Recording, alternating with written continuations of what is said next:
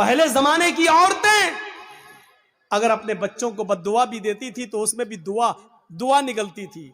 बच्चा शरारत कर रहा है, कभी ये कभी वो उठाया फेंक दिया, कभी मां परेशान, हाय हाय हाय, मां परेशान, और मां ने गुस्से में अपने अंदाज में बद्दुआ दी।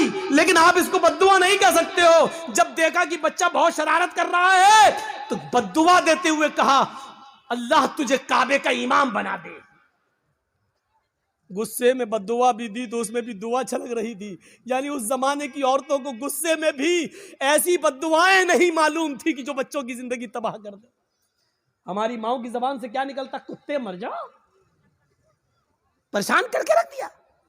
अब कुत्ता कहती जा रही है, अब ये नहीं सोच रही कि कुत्ते की अम्मा कौन हुई, लेकिन कह रही कुत्ते मर जाओ, और पता नहीं क्या क्या वो कह देती है।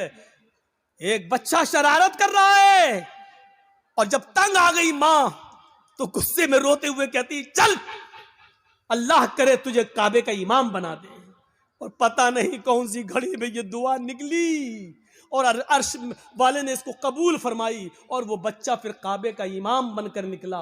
और ऐसा इमाम बना कि आज जिसको आज सुदैस के नाम से याद किया जाता है, कारी सुदैस, ये काबे के जो इमाम आज भी मौजूद हैं, ये उसी माँ की दुआ का नतीजा है जो उसने गुस्से में दी थी, और अल्लाह ने उस बच्चे को काबे का इमाम बनाया जो आज भी काबे का इमाम है। जरूर उस माँ ने अपनी हलक के नीचे कभी हराम लुकमा नहीं उतारा होगा। अगर हराम लुकमा खाया होता तो ये दुआ कबूल ना होती।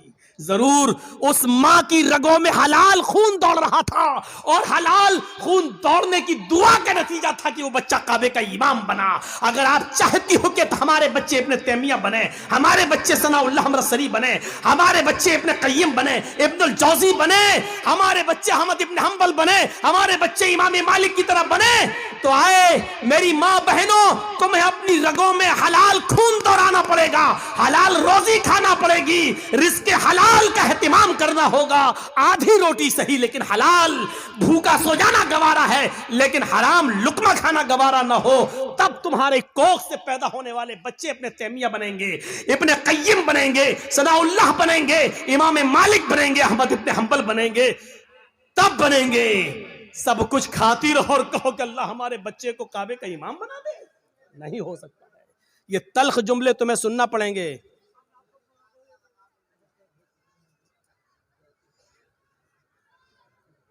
सुनना पड़ेंगे तल्ख जुमले।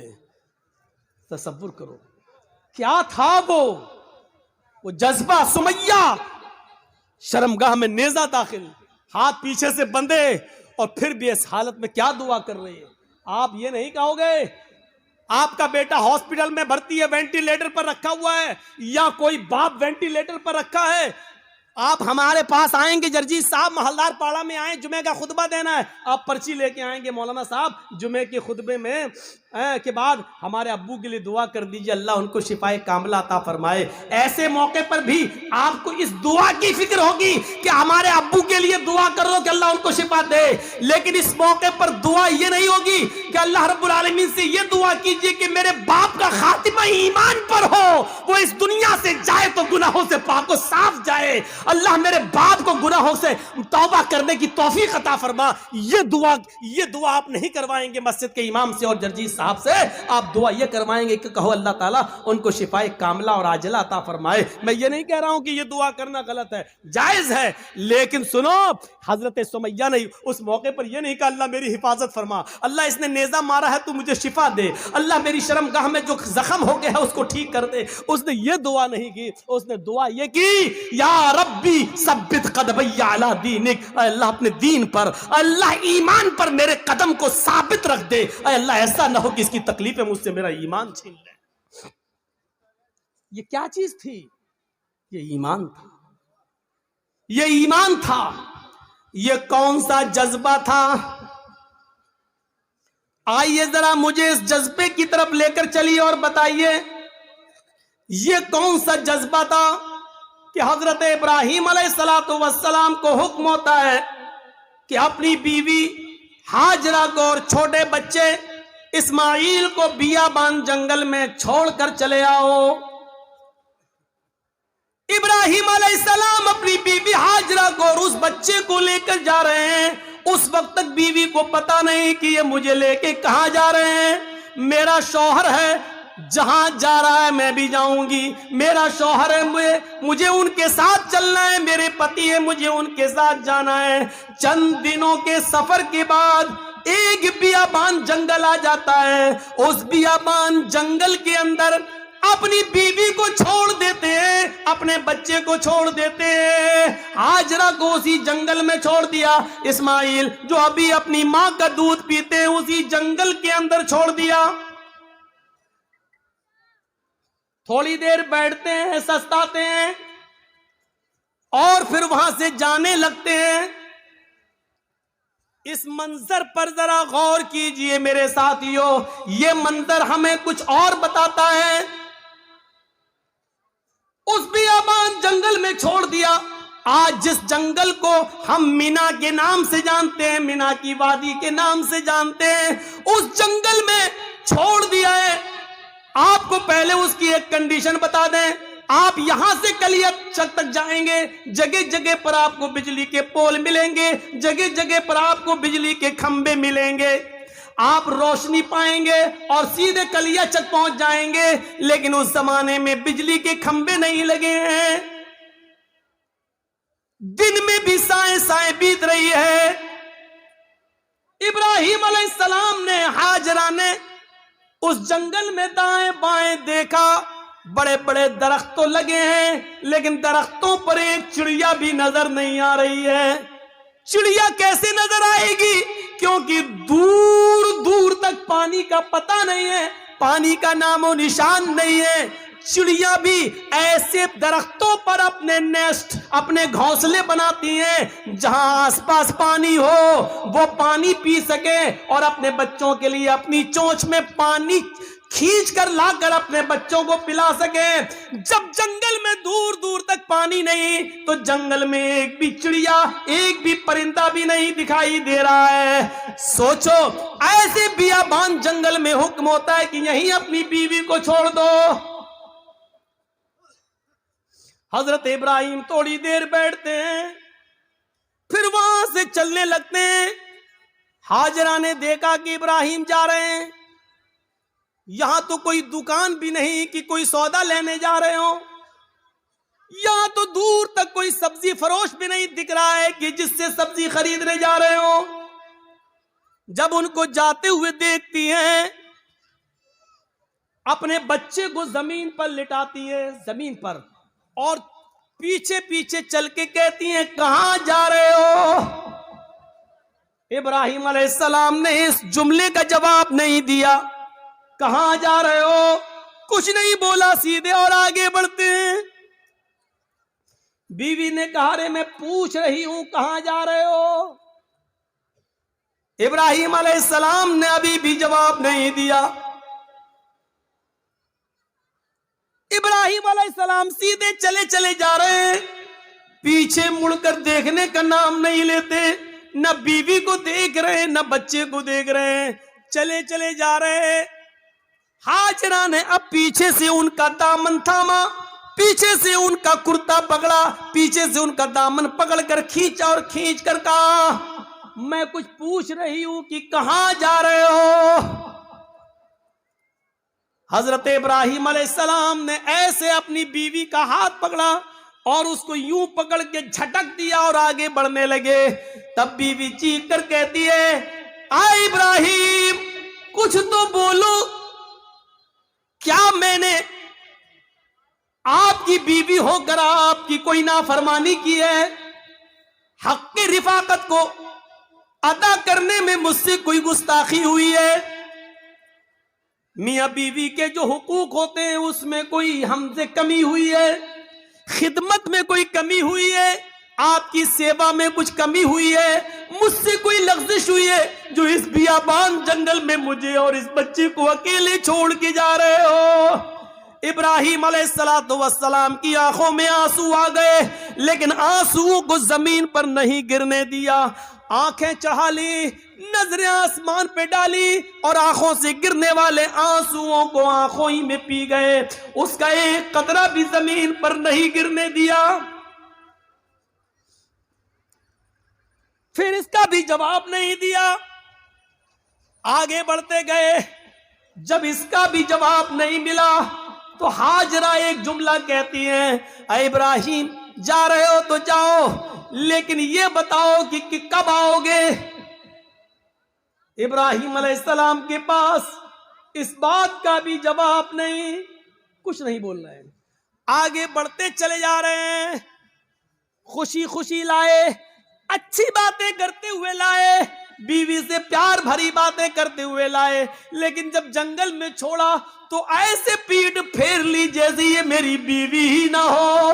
जो पूछ रही है उसका भी जवाब नहीं, बीवी के सवाल भी गलत नहीं है, सही कह रही है कि मुझे अकेले इस बच्चे को अकेले छोड़ के जा रहे हो, और वो भी इस बियाबान जंगल में, लेकिन जवाब नहीं है। आगे और बढ़ते हैं तो लास्ट में बीवी कहती है, हाजरा हाय इब्राहिम, जब तुम जवाब ही नहीं दे रहे हो, ये भी नहीं मालूम कि कब आओगे, शाम तक आओगे, कल आओगे, 2 दिन बाद आओगे, 1 हफ्ते के बाद आओगे, 1 महीने के बाद आओगे, 1 साल के बाद आओगे, या आओगे ही नहीं। किसी भी सवाल का जवाब जब तुम्हारे पास नहीं है तो मैं इसको क्या समझूं, इसका भी जवाब नहीं।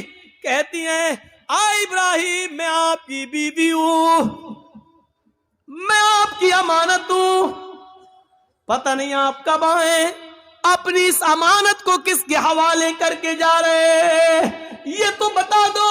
आप 10 साल के बाद आए, 20 साल के बाद आए, 1 साल के बाद आए, 2 साल के बाद आए, और अगर मैं जिंदा रहूं और मेरी इज्जत और आबरू न बच सके, जैसे एक बादशाह ने मेरी इज्जत और आबरू से खिलवाड़ करना चाहा, लेकिन अल्लाह की मदद की वजह से वो नहीं कर सका।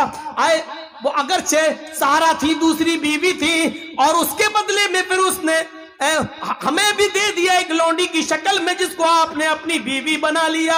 आए इब्राहिम मुझे ये बताओ कि अपनी अमानत को किसके सुपुर्द करके जा रहे हो, अगर मेरी इज्जत और आबरू महफूज न रही, मुझे किसके सुपुर्द करके जा रहे हो। बीवी जवाब कहती है, इला मन ततरुकुना, आ इब्राहिम आपने मुझे किसके हवाले किया है, हमें किसके जिम्मे सौंप के जा रहे हो, इस अमानत का जिम्मेदार कौन है। जब हाजरा ने यह कहा, कुरान के अल्फाज, इला मन ततरुकुना, आपने मुझे किसके सुपुर्द किया है, आपने मुझे किसके हवाले किया है, तब इब्राहिम अलैहिस्सलाम अब इसका जवाब देते हैं, लेकिन हाजरा की तरफ देखकर नहीं, बच्चे की तरफ देखकर नहीं। अगर पीछे घूमूंगा बीवी की शक्ल दिखेगी, मासूम बच्चे को देख लूंगा तो कहीं बीवी की और बच्चे की मोहब्बत मेरे दिल में ना आ जाए, और फिर मैं जिस काम के लिए अल्लाह के हुक्म से जा रहा हूं उस काम से कहीं मैं रुक ना जाऊं। ईमानी ताकत देखिए, ईमानी इस ताकत की वजह से वो बीवी को नहीं देख रहे हैं, बच्चे को नहीं देख रहे हैं। बीवी की मोहब्बत है, बच्चे की मोहब्बत है, लेकिन ईमान की ताकत देखिए। क्या कहते हैं, न बीवी को देखना गवारा, न बच्चे को देखना गवारा, और बीवी कह रही है कि मुझे किसके सुपुर्द करके जा रहे हो, इस जंगल में तो चिड़ियां भी नहीं है, हमें इस जंगल में रात होगी, खतरनाक जानवर भी तो आ सकते हैं, मेरा क्या होगा, मुझे बताओ मुझे किसके सुपुर्द करके जा रहे हो। इब्राहिम अलैहिस्सलाम ने कदम आगे बढ़ाते बढ़ाते चलते चलते जवाब दिया, इल्लल्लाह, आए मेरी बीबी, मैंने तुझे और तेरे इस बच्चे को, मैंने तुझे और अपने इस बच्चे को अल्लाह के सुपुर्द कर दिया, अल्लाह के हवाले कर दिया है। यानी अल्लाह ने मुझे छोड़ने का हुक्म दिया, मैंने अल्लाह के हुक्म से तुझे छोड़ा, इस बच्चे को छोड़ा। मैं कहां जा रहा हूं मुझे पता नहीं, अल्लाह जहां ले जाएगा मैं जाऊंगा, जो हुक्म देगा मैं करूंगा, कब आऊंगा इसका भी कोई पता नहीं, जब तक उसकी इजाजत हुक्म ना होगा मैं नहीं आऊंगा। आए मेरी बीवी, मैंने तुझे और इस बच्चे को अल्लाह के सुपुर्द कर दिया है, अल्लाह के हवाले कर दिया है।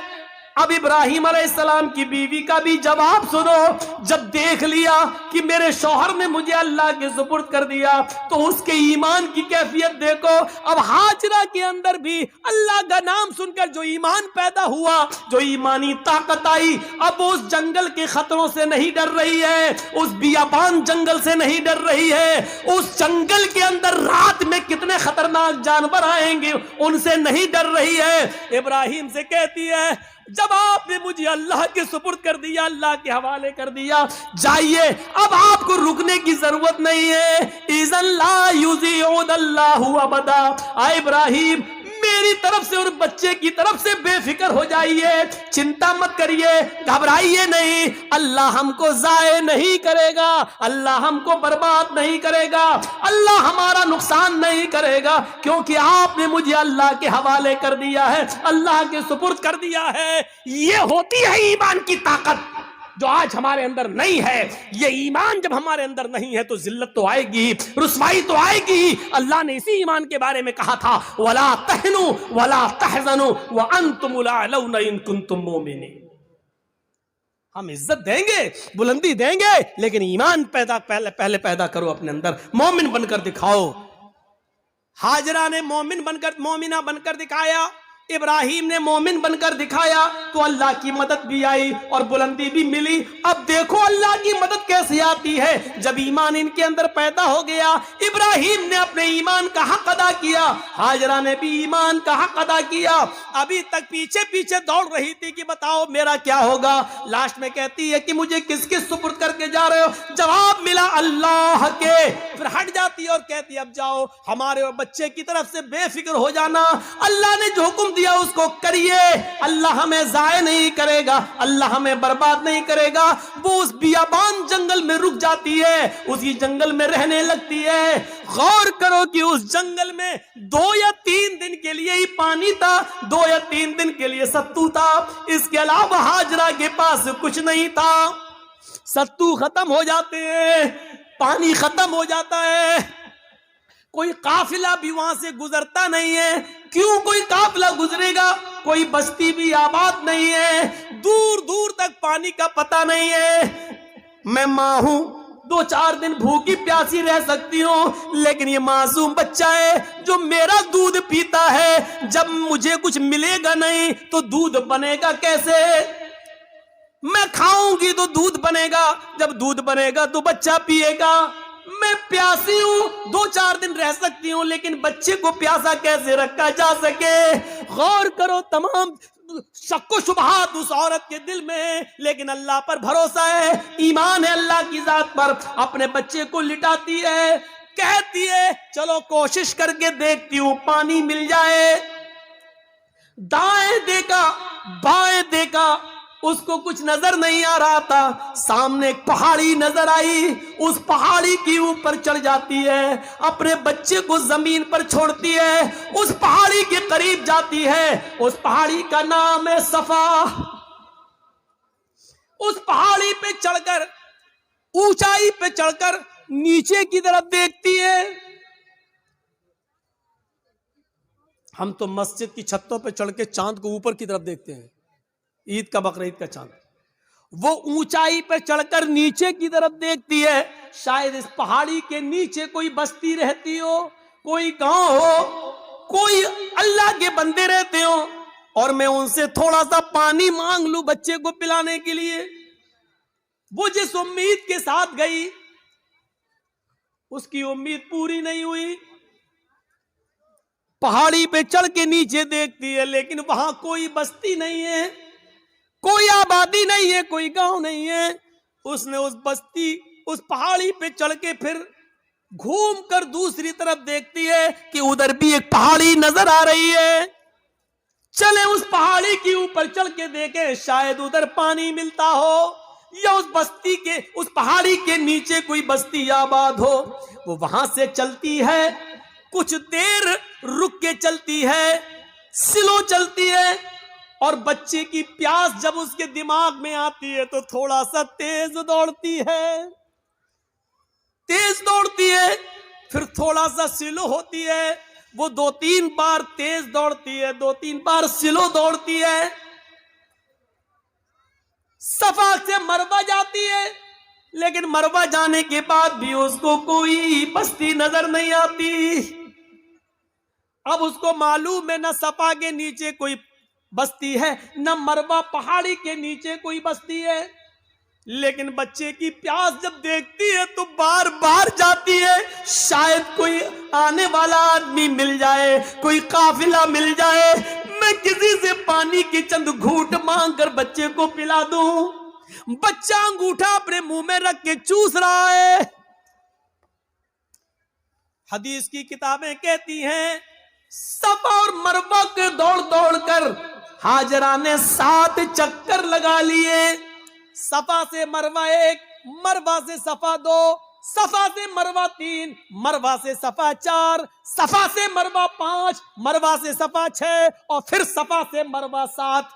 फिर मरवा से सफा पर नहीं आई, 7 चक्कर लगाकर ना उम्मीद हो गई कि अब पानी नहीं मिलेगा, तो अपने बच्चे के पास आकर बैठ गई, नजरें आसमान पे डाली। इलाहुल आलमीन, तुझे मालूम है, तू सब कुछ जानता है, तेरी जात से कोई चीज छिपी हुई नहीं है। 3 दिन पहले जब मेरा हस्बैंड, मेरा शौहर जा रहा था, मैंने उससे पूछा मुझे और इस बच्चे को किसके हवाले करके जा रहे हो? उसने कहा इल्लल्लाह, अल्लाह के हवाले। इलाहुल आलमीन, मेरा पति मुझे तेरे सुपुर्द करके गया है, इस बच्चे को तेरे सुपुर्द करके गया है। मैंने भी यकीन दिलाया अल्लाह मुझे जाये नहीं होने देगा। इलाहुल आलमीन, मैंने आज तक अपने पति की अमानत में खयानत नहीं की है। मेरे पति का ये बेटा, मेरा ये बच्चा आगे चलकर दीन की खिदमत करेगा, मैंने दीन के लिए वक्फ कर दिया है। आय अल्लाह, मेरे इस बच्चे के लिए गिजा का इंतजाम फरमा दे, पानी का इंतजाम फरमा दे। दिल से जो आह निकलती है वो असर रखती है, पर नहीं ताकत परवाज मगर रखती है। ऊपर से अल्लाह रब्बुल आलमीन ने जिब्रील को हुक्म दिया, आए जिब्रील क्या देख रहे हो? मेरी बंदी मुझे पुकार रही है और मेरा बंदा इब्राहिम इन दोनों को, इस्माइल और हाजरा को मेरे सुपुर्द करके गया है। अगर मेरे सुपुर्द करने के बाद भी ये दोनों भूखे और प्यासे मर गए तो फिर दुनिया से विश्वास उठ जाएगा, फिर ईमान किसके अंदर पैदा होगा? आए जिब्रील, जाओ, जिस जगह इस्माइल एड़ियां रगड़ रहे हैं उसी जगह पर तुम अपना पर मारो और फिर मेरी कुदरत का करिश्मा देखो। जिब्राइल आए और उसी जगह पर मारा और पानी का चश्मा उसी जगह फूट गया। इब्राहिम, इस हाजरा ने देखा कि पानी का चश्मा निकल गया तो वो रोकने लगी, पानी है वो बह रहा है, वो रोक रही हैं, इधर ना चला जाए, उधर ना चला जाए। वो समझ रही थी शायद अभी ये थोड़ी देर के लिए बंद हो जाएगा, तो समेट रही हैं और जज्बात में कह रही, पानी तो बहता जा रहा है, वो ऐसे लेती चुल्लू ऐसे रोक रही हैं और कहती जम जम, अबरानी जबान का लफ्ज जम जम। अरे कहां जा रहा? रुक रुक रुक, जम जम, जम जम का मतलब रुक रुक, ठहर जा।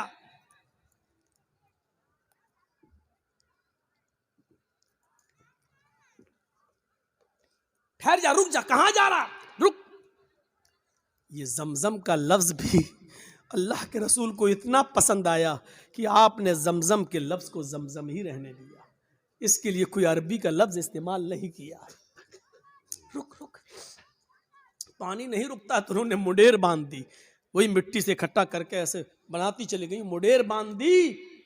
अल्लाह के नबी ने एक बार खुतबा दिया था और कहा था अल्लाह हाजरा पर रहम फरमाए, अगर हाजरा ने मुंडेर न बांधी होती तो अल्लाह उस पानी को पूरी दुनिया में फैला देता।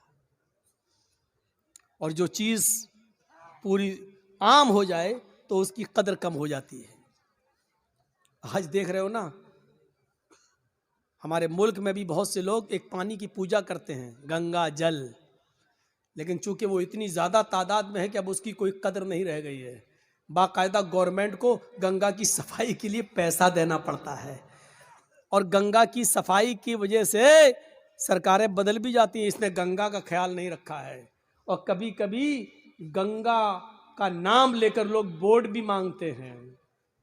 न मुझे आपने बुलाया है, न मैं आया हूं, मुझे माँ गंगा ने बुलाया है। इस तरीके से लोगों को भावुक करके माँ गंगा को माँ कहकर इस तरीके से लोग उसको नीलाम भी करते हैं। एक तरीके से देखा जाए तो इस तरीके से आज उस पानी की क्या कदर है। लोग उसमें पेशाब भी कर रहे हैं, पायखाना भी कर रहे हैं, लैट्रीन भी कर रहे हैं, सब कुछ हो रहा है उसके अंदर है। इसीलिए उसकी सफाई के लिए पैसा मांगा जा रहा है, ये किया जा रहा है, वो किया जा रहा है। लेकिन जमजम को देख लो, आज कितनी कदर की नजरों से देखा जाता है। आज भी सऊदिया में होने के बावजूद भी आप देख लीजिए उस पानी की कैसी कदर है, उस पानी की इज्जत कैसी है। और उस पानी की खुसूसियत यह है कि जो लोग 5 साल पहले हज करके आए हैं और जमजम लेके आए होंगे, आज भी उनके घर में जमजम अगर 5 साल पुराना भी रखा होगा तो उसमें न तो कीड़े पड़े होंगे न जरासीम पड़े होंगे। ये एक कैफियत, ये एक कशिश रखी है अल्लाह रब्बुल आलमीन ने उस पानी के अंदर। ये जीता जागता मौजज़ा, चश्मा जारी हो गया। ईमान था तो अल्लाह ने इज्जत भी दी, ईमान था तो अल्लाह ने बुलंदी भी दी। ईमान की ताकत होनी चाहिए। और इतना ही नहीं, अब आप कहोगे कि हाजरा को इज्जत क्या मिली? इज्जत नहीं मिली। वो हाजरा जो ईमान की ताकत की वजह से इब्राहिम को छोड़ देती है और अपने बच्चे के लिए पानी की तलाश में सफा से मरवा के चक्कर लगाती है। 7 चक्कर लगाए। मैंने कहा था शुरू में, कभी स्लो दौड़ती है, कभी तेज दौड़ती है। अल्लाह के रसूल सल्लल्लाहु अलैहि वसल्लम ने हज का रुकन बना दिया है, सफा और मरवा के चक्कर लगाओ। जब तक तुम सफा और मरवा के चक्कर नहीं लगाओगे, न तुम्हारा हज माना जाएगा, न तुम्हारा उम्रा माना जाएगा।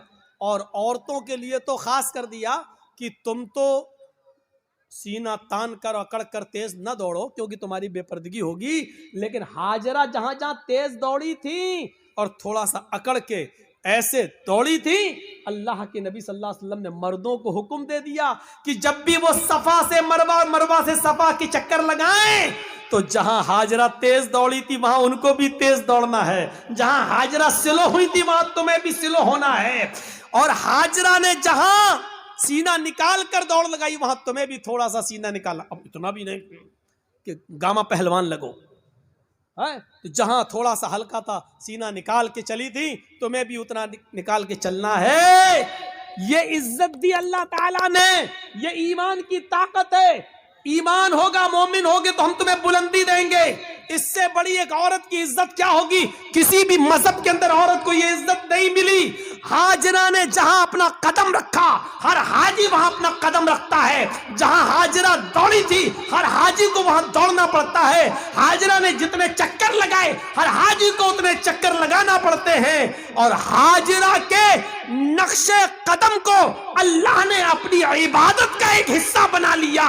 एक औरत के पैरों के निशान, एक औरत के पैरों की टापें, एक औरत की पैरों की पैरों की धड़कनें, पैरों की खटखटाहट को अपनी इबादत का हिस्सा जोड़ दिया है कि जब तक तुम हाजरा की इस अदा को जिंदा नहीं करोगे, हमारी इबादत का हक अदा नहीं होगा। तुम हमारी इबादत नहीं कर सकते हो। हाजरा के नक्शे कदम को अपनी इबादत से जोड़ दिया हो, इससे बड़ा मकाम क्या होगा, इससे बड़ा दर्जा क्या होगा? जरा अंदाजा लगाओ। दुनिया की सारी कौमें चीखती और चिल्लाती रहे कि औरतों को इस्लाम ने 4 दीवारी में बंद कर दिया, बुरके में रखकर उनकी तरक्की की राह में रुकावट बन गए। चीखते रहो, चिल्लाते रहो। हकीकत यह है कि औरत को इस्लाम ने जो इज्जत दी है वो दुनिया का कोई मजहब वो इज्जत नहीं दे सकता है। आप बाप हैं, कितना भी जहेज दे दो अपनी बेटी को, लेकिन आपके मरने के बाद आपकी वरासत में उसको हिस्सा मिलेगा, वो महरूम नहीं हो सकती है। ये याद रखो, बाप की वरासत में से भी हिस्सा मिलेगा। शादी के बाद अगर उसका शौहर मर गया तो शौहर की विरासत में से भी उसको हिस्सा मिलेगा। भाई मर गया तो भाई की विरासत जो छोड़ के गया उसमें बहन को हिस्सा मिलेगा। आप गौर कर रहे हैं? गौर कीजिए। और बेटा अगर मर गया तो बेटे की विरासत में से भी मां अगर जिंदा है तो मां को हिस्सा मिलेगा। गौर कीजिए कि एक औरत की हैसियत और इज्जत क्या है। जो लोग कहते हैं कि अल्लाह मौलाना मेरा बाप मर गए उनके लिए दुआ करना, चाहे कितने मुल्ला मौलवियों को अपने घरों में लेके चले जाओ और दुआएं करवा लो कि अल्लाह मेरे बाप को बख्श दे, अल्लाह इसके बाप की दुआ मगफिरत फरमा दे। अगर आपके बाप के मरने के बाद अगर बाप की विरासत में से बाप की बेटी यानी आपने अपनी बहन को हिस्सा नहीं दिया, बाप की मगफिरत नहीं होगी। याद रखिए, मुल्ला मौलवी दुआ कर करके मर क्यों ना जाएं, बाप की मगफिरत नहीं होगी, चाहे कितनी दुआ करा लो। बाप की विरासत में से बेटी को हक मिलना है, बाप की विरासत में से मिलना है। और चाहे कितना कोई दुआ करे, लेकिन भाई के मरने के बाद बहन दुआ करे कि अल्लाह मेरे भाई को बख्श दे, जब तक भाई के मरने के बाद भाई की विरासत में से बहन को हिस्सा नहीं मिलेगा, दुआ कबूल नहीं होगी और भाई की मगफिरत नहीं होगी। पढ़े बहुत आसान समझ लिया ना। जन्नत जब चाहे अल्लाह जन्नत दे, अल्लाह जन्नत तो मिल नहीं सकती, जन्नतुल फिरदौस दे। मांगते कितनी बड़ी जन्नत है, सबसे आला जन्नत। अभी तो यही पता नहीं कि हमें कोई छोटी से हल्का जमीन का जन्नत का मामूली सा टुकड़ा भी मिल जाए, हमारे लिए वही काफी है। वो तो जन्नतुल फिरदौस। और हालात ये हैं कि बेटियों का हक मारे हुए हैं, बहनों का हक मारे हुए हैं, बहनों का हक मारे हुए हैं। हालत ये है हमारी। जहेज देकर आप जिम्मेदारी से सबको दोष नहीं हो जाएंगे, जिम्मेदारी से बच नहीं पाएंगे। आपको हिस्सा देना पड़ेगा, आपको हक देना पड़ेगा। तो मेरी बात आपने अच्छी तरीके से समझ ली है। ईमान से जितना रिश्ता हमारा मजबूत होगा उतना हम आगे बढ़ेंगे, तरक्की करेंगे। इन मिसालों से अब हम समझ गए हैं कि हम जलील क्यों हैं, हम रुस्वा क्यों हैं, बदनाम क्यों हैं। इसका जवाब देने की जरूरत नहीं, क्योंकि आपके पास इसका जवाब है, आप जानते हैं इसका जवाब, और जवाब देने में कोई हर्ज नहीं। इसकी वजह यह है कि हमारी बुनियाद कमजोर है, हमने अपनी बुनियाद से अपना रिश्ता मजबूत नहीं किया। एक और मिसाल देता हूं। ईमान जिसके अंदर यानी हमारी बुनियाद जिसके अंदर जितनी मजबूत होगी, उसके अंदर उतना ही अल्लाह का डर होगा, और लोगों का डर उसके अंदर बिल्कुल नहीं होगा। जो जितना ज्यादा जिसके अंदर ईमान होगा वो उतना ही ज्यादा अल्लाह से डरेगा और लोगों से उतना ही ज्यादा बेखौफ होगा। कभी आपने देखा है, एक मिसाल पर गौर कीजिए। अभी थाने से एक पुलिस वाला आपके बस्ती में आ जाए, उसको मुखबिरी मिले कि फला जगह शराब वराब पी जाती है, और वो आ जाए, उसके हाथ में ना लाठी हो, ना डंडा हो, ना पिस्टल हो, ना बंदूक हो, लेकिन वर्दी में आया हो, और आप जानते हैं कि ये मेरे थाने का पुलिस है, तो आप ईमानदारी के साथ बताइए कि अकेला पुलिस वाला है, इसके बावजूद पूरा मोहल्ला, पूरा गांव उसके सामने ऐसे भीगी बिल्ली के तरह खड़ा रहेगा। साहब यहाँ सुना है कि शराब पी जाती? नहीं साहब, आपने गलत सुना है,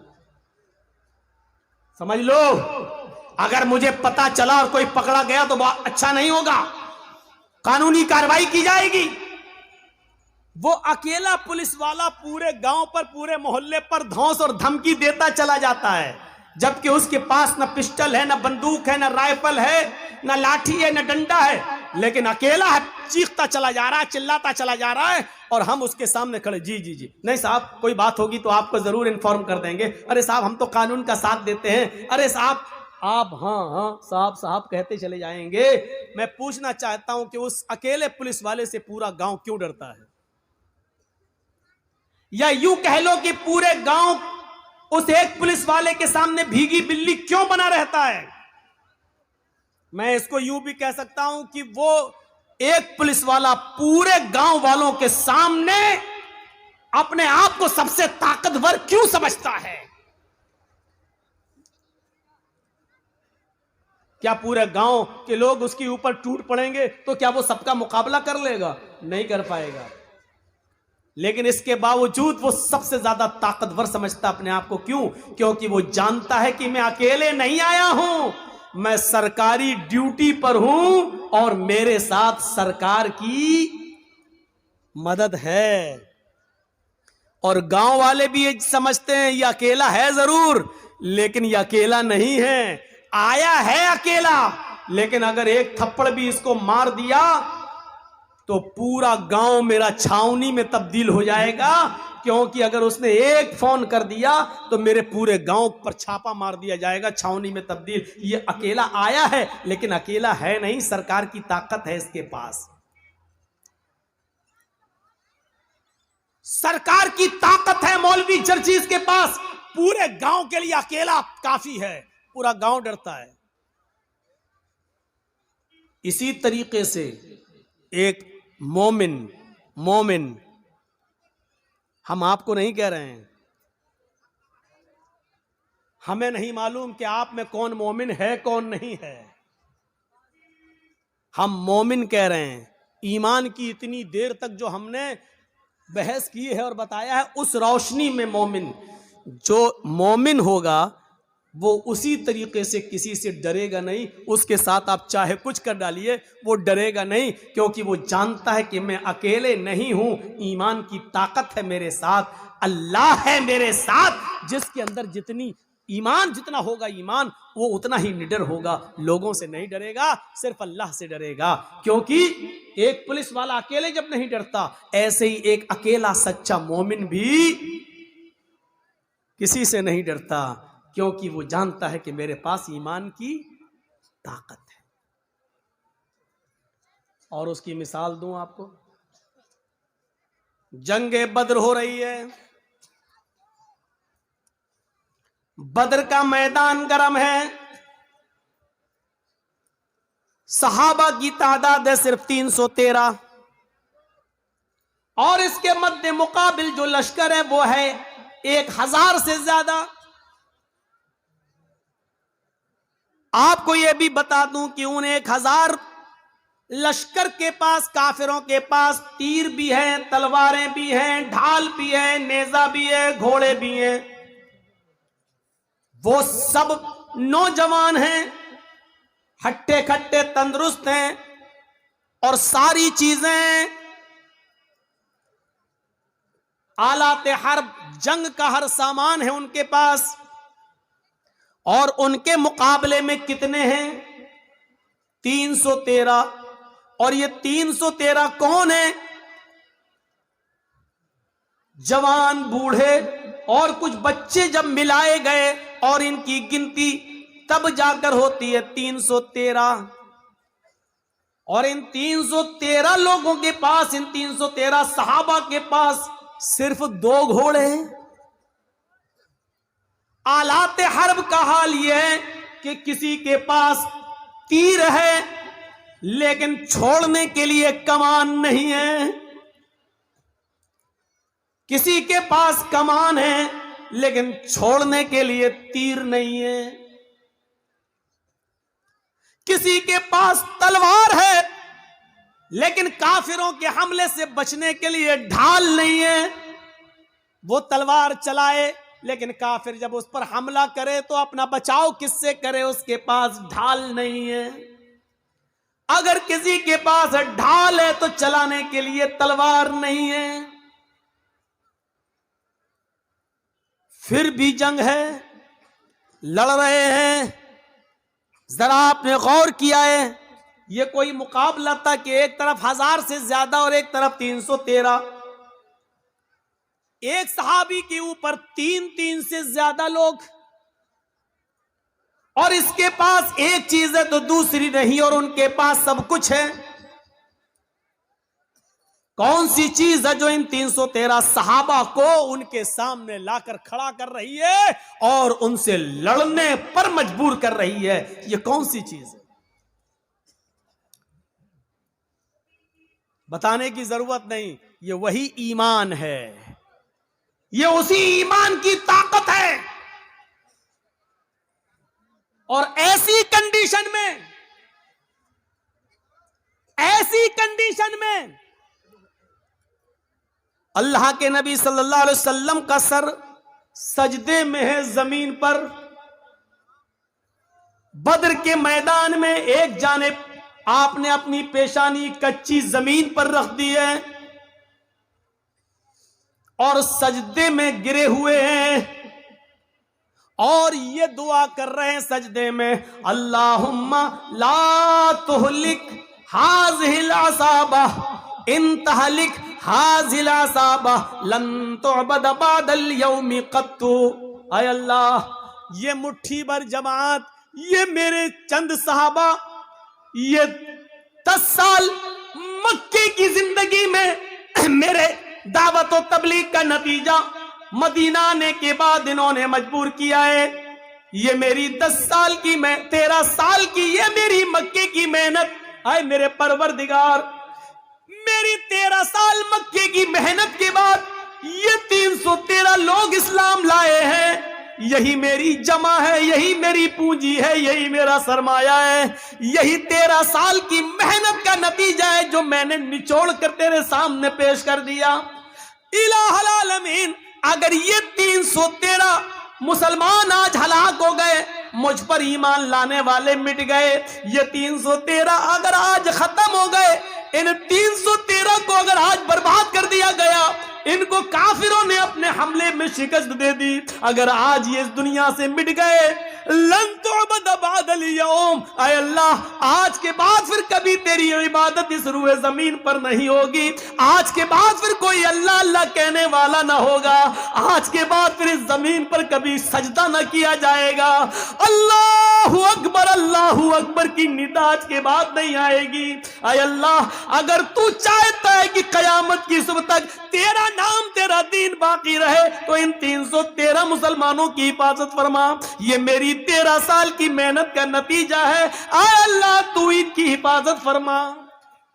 ये नबी की उस वक्त की दुआ भी थी जो सजदे में आपने पढ़ी थी। सजदे में अकेले और तन्हा सजदे में हम भी दुआ करते हैं, कुछ नहीं होता। या रब्बी या रब्बी या रब्बी, अल्लाह मुझे ये दे, मुझे ये दे, मुझे ये दे। ऊपर से आवाज आती है, मेरे बंदे मैं तुझे क्या दूं? मांग तो तू ये रहा है, लेकिन दूं तो कैसे दूं? मतअमुहु हराम, जो खाना खाकर आया है वो हराम है। वह मशरबु हराम, जो पीकर आया है वो भी हराम का है। वह मलबसहु हराम, जो कपड़ा पहन के आया है वो भी हराम की कमाई का है। वह गुज़िया बिल हराम, तेरे जिस्म में जो खून दौड़ रहा है वो हराम कमाई खा खा कर उसी का बना हुआ खून तेरे जिस्म में दौड़ रहा है। फअन्ना युस्तजाबु लिज़ालिक, ओ मेरे बंदे, मैं तेरी दुआ सुनूं तो कहां से सुनूं? तू पूरा का पूरा नापाक है। खाना तेरा नापाक, कपड़ा नापाक, पानी नापाक, बदन में जो खून दौड़ रहा है वो नजिस और नापाक। आए मेरे बंदे, मैं तेरी दुआ सुनूं तो कहां से सुनूं? अल्लाह सुनता नहीं है, ऐसे सुन लेगा अल्लाह? 13 साल की मेहनत के बाद का अल्लाह, ये 313 बर्बाद हो गए, तो कभी इस रूए जमीन पर तेरी इबादत नहीं होगी। अल्लाह अल्लाह कोई नहीं कहेगा। ईमान का जज्बा देखिए, क्या था ईमान। 1000 से लड़ रहे। इमाम अहमद इब्न हंबल के पास एक औरत आती है, गौर करके देखिए इस औरत के सवाल के बाद हमारी हैसियत क्या रह जाती है, जरा तसव्वुर कीजिए। एक औरत आती है, कहती है कि इमाम साहब एक मसला पूछने आई हूं। कहा क्या मसला पूछती हूँ? कहा मैं चरखा चलाती हूँ। चरखा जानते हैं ना, महात्मा गांधी वाला चरखा मालूम है ना? हम लोगों के यहाँ तो आज भी लगे हुए हैं कहीं कहीं। जो लोग हैंडलूम हाथ से कपड़ा बनाते हैं वहां चरखे भी हैं, हाथ से फिरता है, सूत काटते हैं। तो क्या कहती है इमाम अहमद इब्न हंबल से वो औरत कि इमाम साहब मैं चरखा चलाती हूं और दूसरे लोगों का सूत मजदूरी पर काटती हूं और उनसे मजदूरी लेती हूं। कभी कभी मैं रात में भी चरखा चलाती हूं। जब मेरे पास तेल होता है। इस औरत के सवाल के बाद हमारी हैसियत क्या रह जाती है? सुने हमारी मां बहनें, औरतें ऐसी भी गुजरी हैं। सिर्फ लाइट मारने वाली औरतें हर वक्त नहीं होती हैं। सुने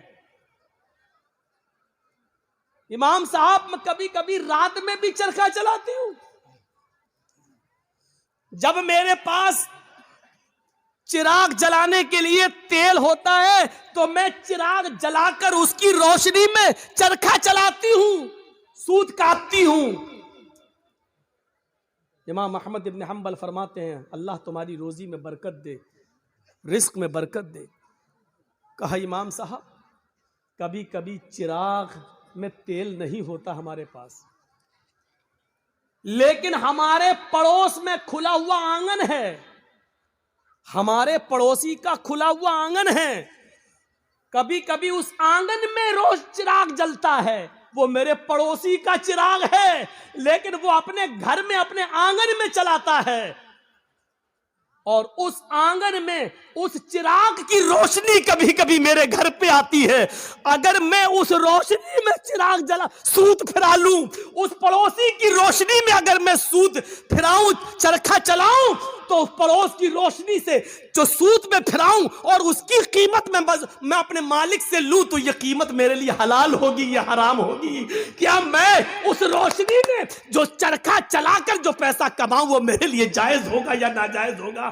तसव्वुर करो इमाम अहमद इब्न हंबल गश खा के चक्कर खा के गिर जाते हैं कि इस दुनिया में इस दौर में ऐसी औरतें भी मौजूद हैं जो तकवे का ऐसा मायार अपने अंदर पैदा की हुई हैं, इस ऐसा मायार अपने अंदर पैदा की हुई हैं। इस तकवे की रोशनी में जरा तसव्वुर करो हम कहां हैं, हमारी रोजी क्या है, हमारा माल क्या है, हमारी इनकम क्या है, हमारी इनकम आ कहां से रही है। इस औरत के सवाल के बाद हम तसव्वुर करें कि हम कहां खड़े हैं। फिर कहते हैं कि ये हमें परेशान कर रहा, वो हमें परेशान कर रहा, फला का अज़ाब। कुछ नहीं, हमारे आमाल हमें परेशान कर रहे हैं, हमारे करतूत हमें परेशान कर रहे हैं, हमारी बदअमली हमें परेशान कर रही है। अहमद इब्न हंबल रहमतुल्लाह अलैह ने कोई जवाब नहीं, सिर्फ इतना कहा, अय अल्लाह की बंदी, अगर तुम्हें लगता है तुम उससे मांगने तो नहीं गई हो, तुमने चोरी तो नहीं की है, अगर उसके आंगन में रोशनी जल रही है और वो तुम्हारे आंगन में आ रही है, तो मेरे हिसाब से इमाम अहमद इब्न हंबल ने कहा उस रोशनी में, चिराग की उस रोशनी में अगर तुम सूत काट लेती हो तो मेरे हिसाब से कोई गलत तो नहीं है, लेकिन फिर भी अगर तुम परहेज करो और बचो तो ये तुम्हारे लिए ज्यादा बेहतर है। ये अहमद इब्न हंबल का जवाब था, जबकि चोरी नहीं थी, वो जला रहा है, दरवाजा नहीं है, आंगन से आंगन मिला हुआ है और उसके आंगन से उस चिराग की रोशनी यहां आ रही है। तो इसमें भाई आप ये लाइट जल रही है, अब इधर रोशनी जा रही है, तो उस आदमी का क्या कसूर है? तुम अगर चाहते हो कि मेरी रोशनी मेरे घर तक रहे तो तुम्हें अपने घर का इंतजाम करना है, लेकिन अगर आपके घर की रोशनी और आपके बल्ब की रोशनी मेरे घर आ रही है और आप ये कहें कि अपना मेरी रोशनी तेरे घर क्यों आ रही है, हट अपना घर तोड़, तो आप गलत है ना। जरा तसव्वुर करो, अहमद इब्न हंबल ने जब वो औरत जाने लगी, वो बूढ़ी औरत, तो अहमद इब्न हंबल रहमतुल्लाह ने लोगों से पूछा कि ये जिस बाप की बेटी है, इसका बाप कोई मामूली शख्स नहीं होगा, ज़रूर किसी अच्छे और नेक बाप की तरबियत होगी जिसने ऐसी नेक बेटी पैदा की है। ज़रा तसव्वुर करिए। नबी अकरम की दुआ इसलिए कबूल हुई क्योंकि आप सरापा रिज़्क़ हलाल इस्तेमाल करते थे। सहाबा की इसलिए मदद हुई उस जंगे बदर में क्योंकि किसी सहाबी ने माले हराम को अपना लुक़मा नहीं बनाया। मेरे भाइयों, 1000 का लश्कर फिर मगलूब होता है और 313 सहाबा को फतह होती है। ये 313 सहाबा जो लड़े, ये कौन सी चीज थी? ये वही ताकत थी, वही स्पिरिट थी। कौन सी? ईमान। अगर ईमान ना होता तो लड़ते? कुछ ना कुछ देर के लिए भी मानना पड़ेगा कि इस लड़की ने जो जज्बात में आके नारा लगाया था कर्नाटक में, इसके अंदर भी कुछ ईमानी हरारत थी, तभी तो ये अल्लाह अकबर का लफ्ज निकला है। इसका इनकार नहीं किया जा सकता। और बाद में पता चला कि उस बच्ची का बाप आलिम है, वो एक मौलाना की बच्ची है, तो जाहिर बात है कि तरबियत तो अच्छी रही होगी। वरना आजकल सियासी लीडरों की लड़कियां कहां नारा लगाएंगे अल्लाह अकबर? वो तो वक्त के धारे में बहते हैं। वो तो हिंदू लोगों का वोट लेने के लिए मंदिर में टीका भी लगवा लेंगे। वो तो मूर्ति के सामने भी खड़े हो जाएंगे क्योंकि हमें इनका वोट चाहिए। तो तरबियत का भी फर्क होता है। हम अपनी औलाद को कौन सी तरबियत दे रहे हैं, कैसी तरबियत होनी चाहिए, इस पर हमें गौर करना चाहिए। जंगे खंदक के बारे में कभी सोचा आपने? जंगे खंदक में कितने मुसलमान थे? आपसे अगर सवाल करें तो शायद बहुत कम लोगों को मालूम हो। सिर्फ 3000 सहाबा, 3000। और इन 3000 सहाबा का मुकाबला कितने काफिरों से था, कितने यहूदियों से था? 10,000 का लश्कर। कोई तकाबुल है? कोई मुकाबला है? एक तरफ 3000, एक तरफ 10,000। वो हथियारों से लैस, ये बेचारे फुल हथियार नहीं। इन 3000 सहाबा को जंगे खंदक पर काफिरों से लड़ने के लिए अपनी रजामंदी का इजहार जो इन्होंने किया, ये 3000 सहाबा के दिल में जो 10,000 का खौफ नहीं था, वो खौफ निकालने वाली ताकत क्या थी?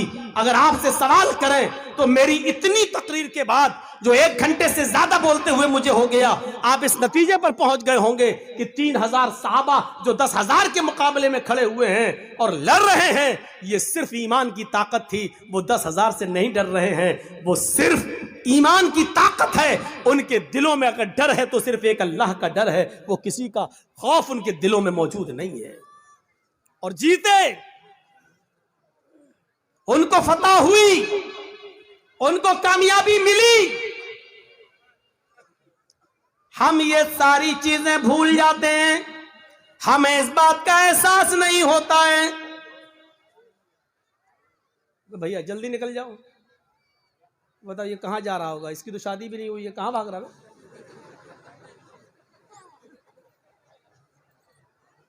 वो देखो, वो चाचा उठ के जा रहे हैं।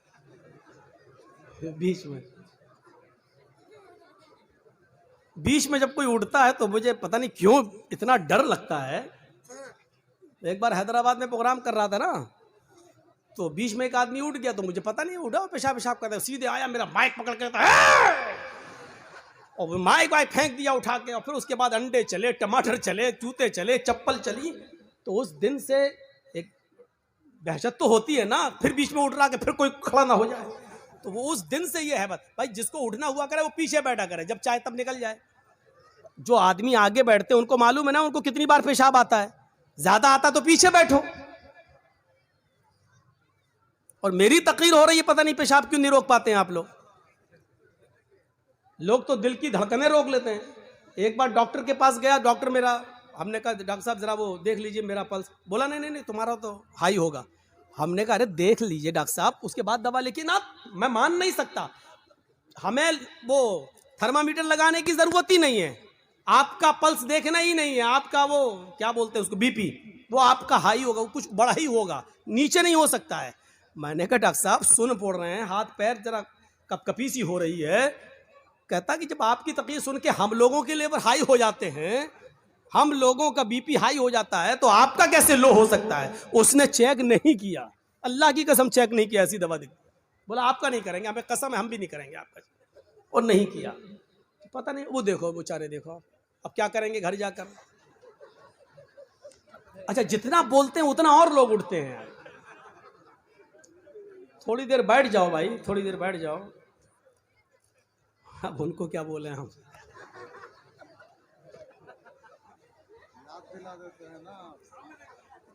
वो चचा जा रहे हैं बेचारे, अब तो चची के लायक भी नहीं, फिर भी जा रहे हैं। क्या करेंगे जाके। अच्छा चलिए, अब आप लोग जाग गए हैं, थोड़ी बहुत नींद आ रही होगी, उसका गलबा खत्म हो गया है। सुनिए, तो अब आप अंदाजा लगाइए, वो खंदक 10,000 का मुकाबला 3,000 और जीते। क्या चीज थी? वही अल्लाह का खौफ, वही अल्लाह का डर। जैसे एक पुलिस वाले में ये ताकत होती कि वो अकेला नहीं, सरकार की ताकत है उसके पास, ऐसी जो पक्का सच्चा मोमिन है वो डरता नहीं है, अल्लाह की ताकत है उसके पास, ईमान है उसके पास, ईमान की ताकत है उसके पास, उसको खौफ नहीं होता है, वो लड़ता है, आमादा हो जाता है। ये वाकया सुना सुनाया है, लेकिन फिर भी आपको सुना देता हूं। सुमैया रजी अल्लाह ताला अन्हा का क्या मैटर था। अबू जहल के सामने खड़ी है, तबकात के अल्फाज है, इब्ने साद ने नकल किया है कि उसने सुमैया के कपड़े तक फाड़ दिए, फिर भी कहती है नहीं, अल्लाह एक है। अबू जहल ने नेजा लिया, नेजा, तबकात के अल्फाज, वो नेजा उसकी शर्मगाह में दाखिल कर दिया। सुनना बहुत आसान है, लेकिन एक हल्की सी खरोंच हम बर्दाश्त नहीं कर सकते हैं, उसकी तो शर्मगाह में नेजा, इधर से डाला उस तरफ निकाल दिया, और हाथ पीछे से बंधे हो, वो नेजा पकड़ के निकाल भी नहीं सकती हो।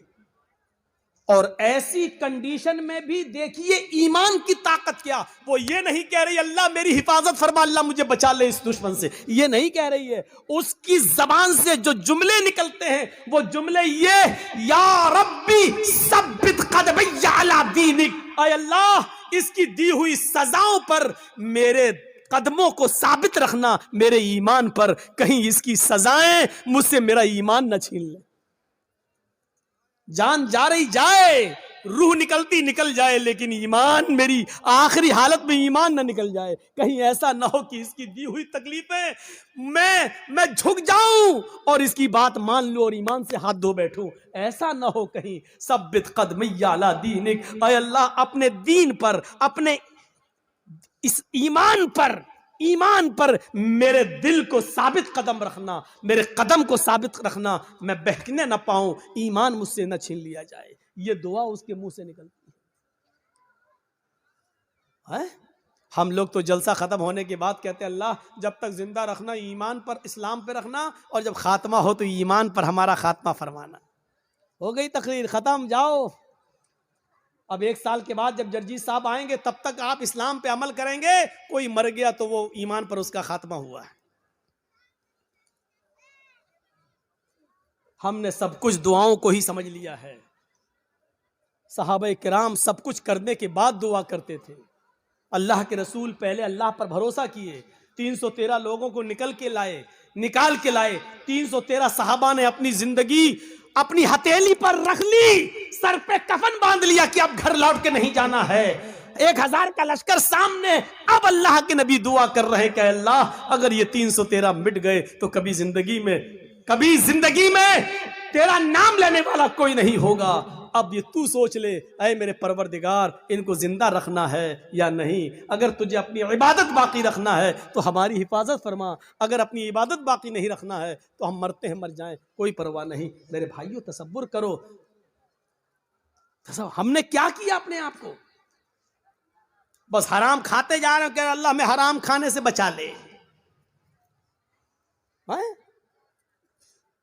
सारी बुराइयां, हम शराब पीते जा रहे हैं, फिर कह अल्लाह हमें शराब की लत लग गई, अल्लाह हमें शराब से बचा ले। अल्लाह के बंदे पहले सब कुछ छोड़ फिर दुआ कर।